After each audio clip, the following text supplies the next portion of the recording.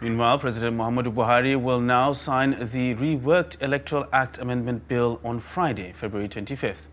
According to Channels Television, the new date will be honored by the President.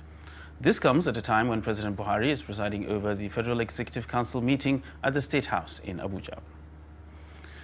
And the INEC Commissioner for Information and Voter Education, Festus Okoye, says delay in signing the electoral bill does not affect plans for the 2023 elections, insisting they have a window between February and April to take the necessary steps. He was speaking on Trust TV's morning show, Daybreak. The Commission must rely on and operate within the confines and ambit of the existing electoral legal framework. As of today, the existing electoral legal framework is the Electoral Act 2010 as amended. The bill that is with the President, as far as the Commission is concerned, is still incoherent, is still not fully completed until the President gives his assent to the bill or refuses his assent, or until the National Assembly overrides the President's veto if the President refuses to give assent. Fundamental aspect of the law relating to the period for the conduct of elections in Nigeria revolves around Section 132, subsection 2, and 178, subsection 2 of the Constitution. Now, as you know, the Constitution is the fundamental law of the land and has pigeonholed the period for the conduct of elections. Now, based on the law, the Commission cannot conduct any election before the 30th day of December 2022, and we cannot conduct the election outside the 29th day of April 2023.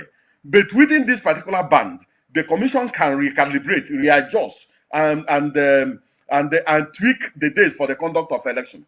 So even if the President signs this particular bill by the first week of March, what the Commission can do is just to adjust the date for the conduct of election by just 1 week, and will still remain within the confines and ambit of the period prescribed by the Constitution for the conduct of elections. So waiting, if the Commission waits for at least an additional 2 weeks before releasing the timetable and schedule of activities for the conduct of the 2023 general elections, we are still within the time frame allowed us by the Constitution and the law.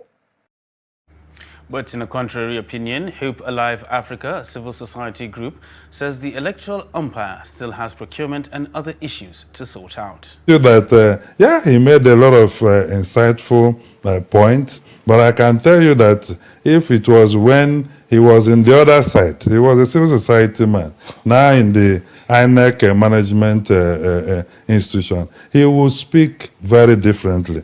And listening to him, I think that President Buhari probably is taking advice from INEC. And that is not correct. The fact is that the current electoral act cannot lead us to anywhere. It can only lead us to more violent political process, fraud in our electoral process that will lack integrity. And we have seen that time and time again. How do you, in 2011, for instance, when we introduced the card reader, the president that introduced it, actually, that same card led the process to class suicide.